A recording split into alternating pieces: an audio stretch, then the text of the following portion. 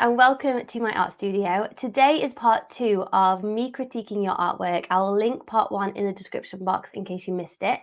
This is a special series where I critique and offer feedback on work from members of Learn to Paint with Confidence. That is my online course. So it's a really special thing that I've opened up just for a short time, and I thought it'd be fun to film like the process of me offering feedback. Because I find that even if it's not feedback on your work, there's so much knowledge to gain from watching that process with other people as well. Also, if you haven't already downloaded it, I wanted to show you this resource, which is so helpful. It's going to really help you plan your next painting. It's talking about like what you kind of want to express in the painting and how to plan it out, compositions, color studies, and it's like this little workbook that you can work through to really get your next painting in mind, and it's going to really help you. It's an amazing resource, so I'll link that in the description box, and you can sign up and I'll email that to you. It's the process that I go through with every painting, like the one behind me. It really solidifies the idea in your mind before you approach the canvas. So definitely check that out if you haven't already. So let's bring up the first artworks. This is exciting. Okay, so first we have Arnold. Arnold is a member of Learn to Paint with Confidence, as are all of these students here, all these members' work. And Arnold's work has just gone leaps and bounds since he joined. So I'm really excited to offer this today and for you guys to see his work as well. So Arnold, thanks so much for sending these in. I love to see how much you're experimenting with different subjects as well. I noticed every painting that you submit is like next level, and I see how much you're pushing yourself, and that is amazing, because very often people make initial progress and then get in that like safe and comfortable zone and then don't push themselves as much. But not with you. You keep pushing you're pushing your boundaries more and more, and that's really amazing. So first of all, let's have a look at your florals. Well, I like to look at both side by side, so I think you can get a real good sense. I'm really enjoying the depth that you are creating in your paintings. It's very brave how much you are happy to play with the darks and the lights. And I love that, because in both of these paintings, you've got very light values and very dark values. And I think that's really, really nice, having that mixture of both. It shows a lot of confidence. And so that's really cool.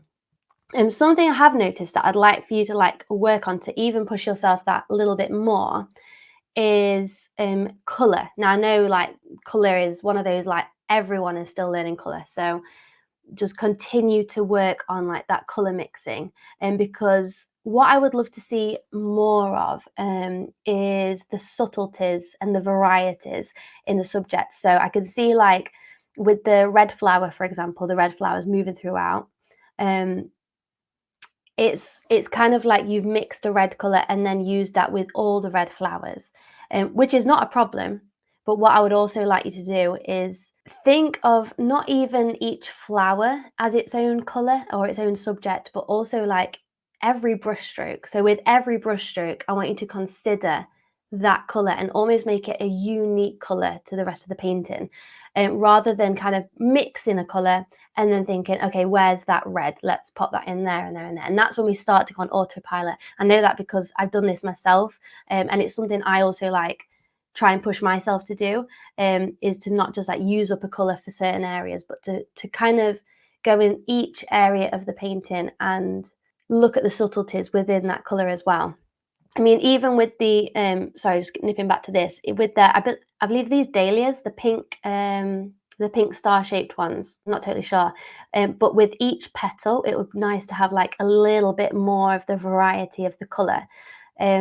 With the warm and cool shadows especially, same with the blue, you see like two variations in color, like the dark value and the lighter value, and that's great. Let's push that a little bit further and get the warm and the cool as well. So maybe you could add like, for the shadows, maybe more of a purpley, warmer shadow, and then have more of a cool tone. Perhaps it could be almost like a little bit of a greeny blue, and something like that. So yeah, have a play around with mixing some of those colors. Sometimes what can be really helpful is if you really kind of zoom into your reference photo, almost to the point where you don't even know what the subject is anymore, and kind of just take a very small chunk of that color and zoom in on the see what other colours you can see in there. And same for this piece. I really love this piece. I think it's so beautiful. And most of all, just keep going. I think you're on such a great trajectory with the progress that you're making, and you're making really fast progress. So just keep doing what you're doing most of all. And of course, have lots of fun. So thank you so much, Arnold. And thanks so much for being so active in the community as well. I noticed it, and so did the other members, and we really appreciate it. So thank you. Okay, next, moving on to Carey. This is so stunning. Like, it kind of blows me away. And you know what's interesting is that, of course, the waterfall is the focal point, but you know my favorite part in this painting is this little section in the corner here. To me, like, when I squint, I feel like that just, it looks so realistic, so lifelike, but also I can see the visible paint marks as well. And for me, that's my favorite kind of art. This rock here also, it's so realistic. It just looks so lifelike. So really, really amazing job. And I hope you feel really proud of yourself with this painting. A couple of notes again, similar with the color mixing. I think we could add in, like, not necessarily add in this painting, but for future paintings, have a look at more of those subtleties in the variety in the colour. It's so easy to be drawn in with white. White is almost the most dangerous colour, because, although obviously it's not a colour technically, but it's the most dangerous paint to play with because it's so easy to go in with lots of white when we see a white subject, and it can quite easily take over. I wouldn't say that's what's happened with your painting, by the way. It's just a note for future, is like, just be careful with the white. Looking at the reference photo, I can see that our eyes are kind of drawn, like, when you think about the reference photo, let's just pull it up in its entirety to get a really good feel for it. And for me, I kind of noticed that the most brightest kind of part of the painting is here. And even so, I still feel like it's a little bit of a warm white. So let's just pull up, I love these little circles to play with colour. So let's go for full white. If I pull up a full white, even that white is, it's very hard to tell on the screen, but it's almost a bit too white still, I would say. And also I'd say it's a little bit cool. So if I think there's a mixture of warm and cool whites here, but let's just warm it up just slightly to like a pink. And it's very subtle here. But for me, I feel like already that is more of the kind of white we can see here with the sunlight kind of reflecting. But then at the same time, there are also cool. Now you look at this, let's just copy that circle and make another one. You can see that here, in the shadow, I'm using my finger to point, which obviously you can't see. Here, this kind of white fits in nicely, but down here, you can see that is a total mismatch of color. So let's just put this warm one to the side for a little bit, and let's play with this. Let's try and match this kind of color here at the bottom of the waterfall as it hits the water. For this, I'm thinking it's almost like a blue. So let's just pick out a blue. And it's like a little bit grey. I think it seems a little bit greeny. Sometimes this takes a while to play with before you kind of get to the right colour. And this is like when colour mixing comes in a lot, when you can really notice those subtleties. So I definitely recommend playing around with something like this. And for me, that is kind of like a good match of the bottom of the waterfall. So if we put, especially on a white background, if we put these two whites or two neutrals next to each other, you can see such a huge difference. Even with the background of the Canva document, there's like the white, then there's a warm white, and then, I mean, it's a grey really, but it's a cool white really. When you put it next to a dark colour, it just looks very dark because it's on a white background.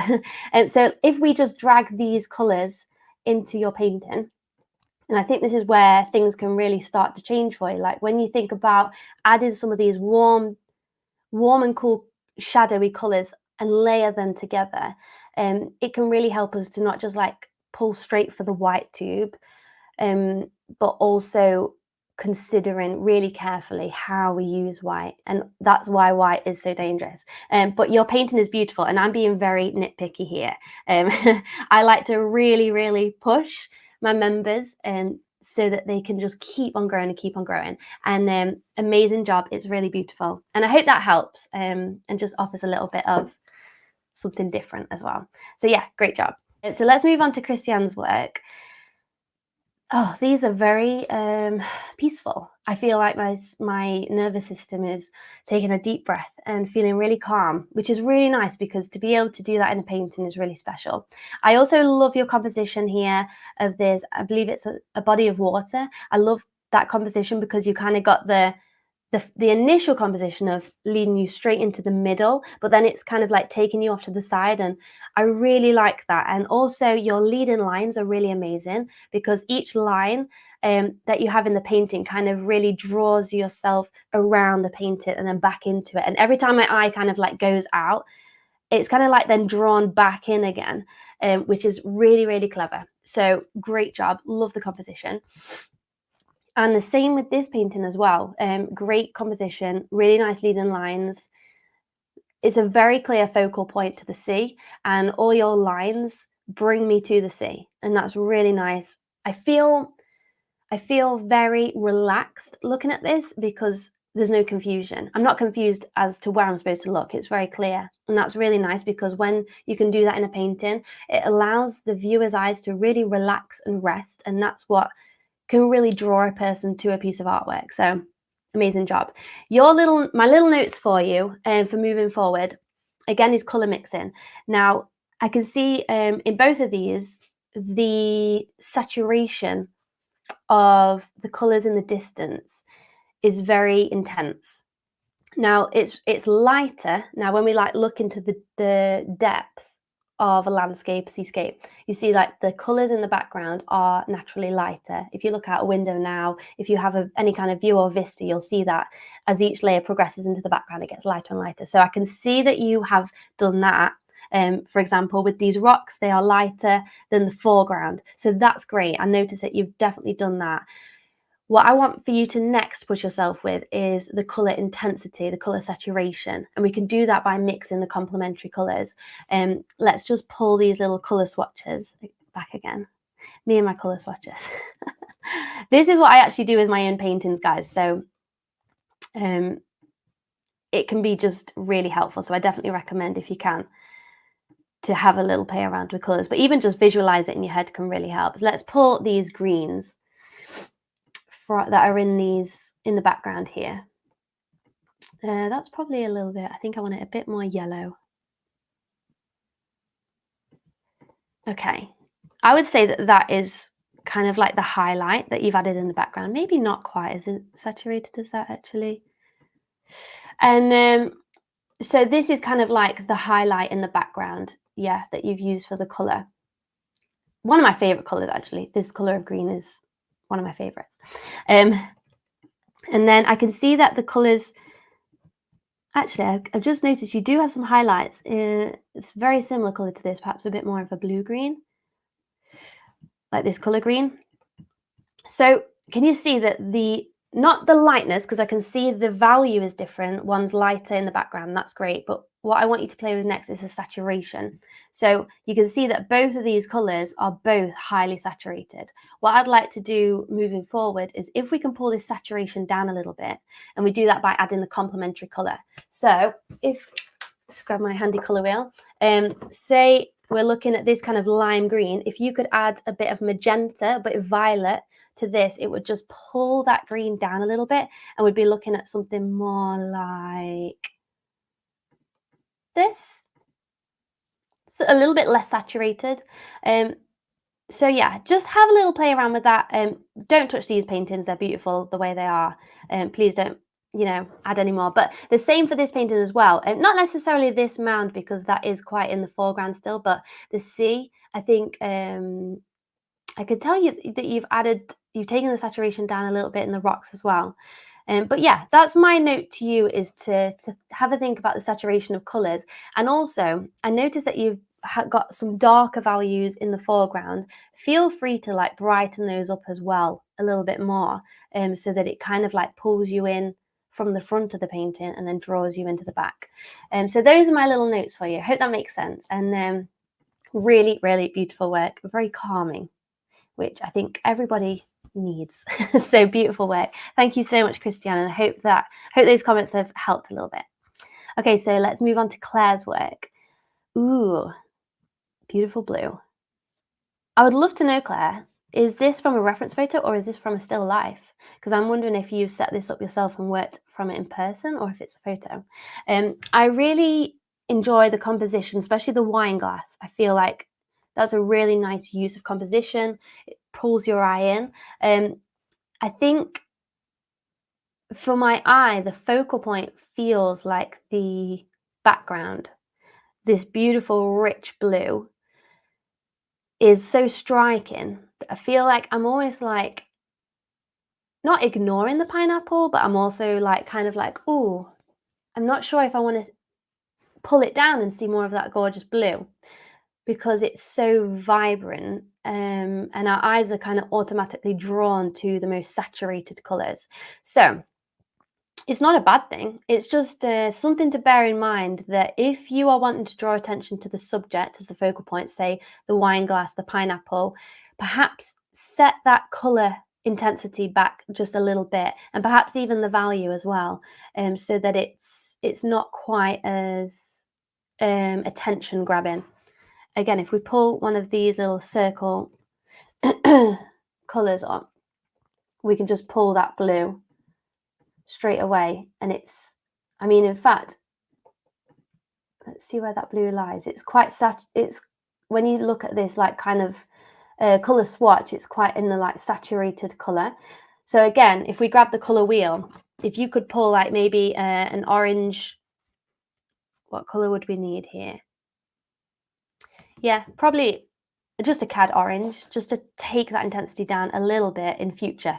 As I say, don't touch this painting if it's finished, but please, going forward, have a think about what is the focal point, what am I trying to draw attention to, and make that the showstopper. So perhaps it could be a really intense green, perhaps just like somewhere on the pineapple, perhaps in these leaves, and drawing attention into that focal point rather than the background. So yeah, I hope that helps. But really, what I really like about this painting class as well is the textural element. I can see that you're not afraid to use lots of paint and leave those brush strokes on there, and that is going to serve you so well. Please don't lose that. Keep there with those brush strokes, those beautiful, especially here, like the brush strokes that you've used, and this harsh line to me is everything. There's literally like, because there's the mixture of the soft and the hard edges, and I can see that you've got that down really, really nicely. Again, here with the wine glass, you've got these soft edges and then this really harsh contrast, and that's where my eyes go into, and here, it's beautiful. So yeah, really well done. Keep going. Right, what time are we on? 18 minutes. Okay, so Claudia, oh, so cute. Oh, he's gorgeous. He or she, I don't know, but that's so beautiful. I love his nose. His nose is so beautiful. The detail that you've got going on here, it looks so realistic and lifelike, and in his eyes as well. Really, really beautiful. Honestly, I don't think I have any notes for this piece. I think the mixture of colors that you've used is really nice.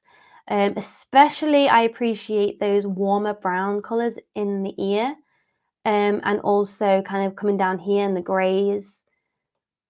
I think you've done a really nice job. Is this in acrylic paint? I wonder. My only note, actually, it's difficult to tell. I can't quite tell if it's like oil pastel or acrylic. I think it's acrylic paint.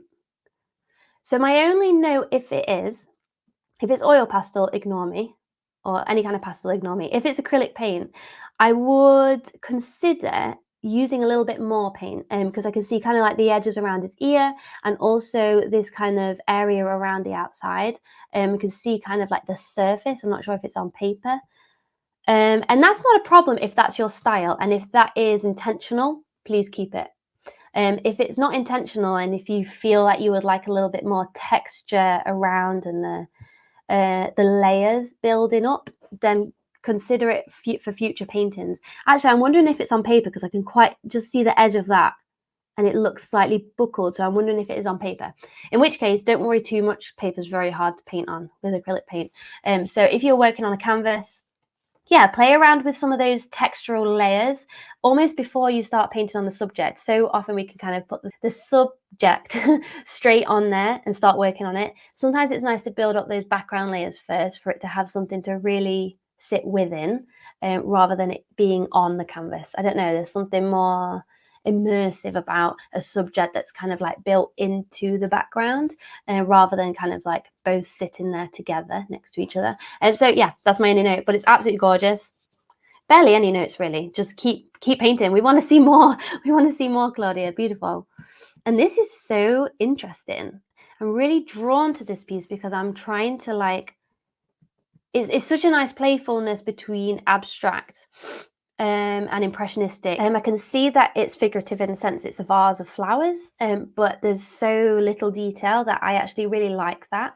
Let me think of any feedback I could give you. It's very difficult to give feedback on more abstract pieces, because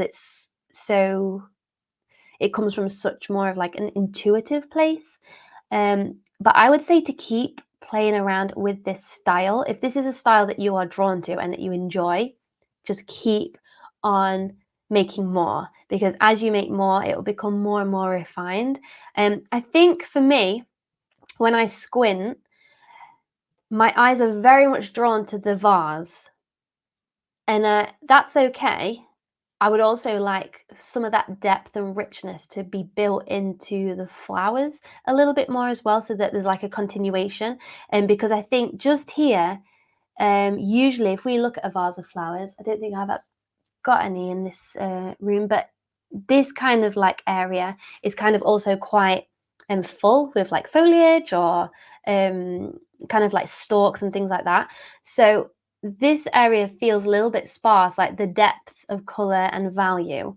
But that's not necessarily a bad thing. Again, if it's intentional, it's so hard with abstract pieces to kind of offer that because I'm not sure what it was you were going for. And also one more little note I'll give you is that the vase ends at the same place as the kind of where the background ends. So it's almost like if it's on a table, it's almost like we are looking exactly perpendicular to it. I think for more compositional way, it'd be nice. Let me just grab a square. I think it would be nice to kind of have the vase, if you could have it just like intersecting the line more than in adjacent with the line. So right, rather than the vase being here, it kind of just interrupts that for the eye and it draws the eye in more if you could just like kind of make it a little bit, or likewise you could change kind of like the background to like a little bit higher in the painting and have the vase stay where it is. And that's something that you could easily change if you wanted to actually. But yeah, as with all the students' work, it's not necessary to go back into a painting. For me, every painting we can learn things from, we can experiment on. And once the painting is kind of finished, which I feel like all these will be, the fact that you guys have sent them in, I like to let it be and take those lessons that I've learned onto the next painting rather than going back into something and kind of fixing it. You know what I mean? It's kind of like when we learn lessons in life, either in relationships or however it is, it doesn't always mean we have to go back and revisit that to make things better. We can take that to us with the next piece of adventure in our lives. So I like to think of painting the same way. So I hope that you guys found that helpful and enjoyed some of that feedback and critique. As I mentioned, if you guys do not yet have this workbook, and this is not just for members of Learn to Paint with Confidence, this is for everybody. It's a free resource that I've made to help people kind of get on the right track, because sometimes I find that people don't quite know where to start with a painting, especially when it's a unique painting from your own imagination or from your own thoughts rather than a tutorial. So this is going to really help you just kind of nail down and clarify your vision for the piece. It's called Concept to Canvas, and it's just going to help you with that journey of making your paintings. By the way, I'll pop the link to that in the description box just down below and you can check it out. Thanks so much to all our students. You guys are amazing and it's so incredible just watching your progress just grow more and more. So thank you so much and have a beautiful day wherever you are. Bye.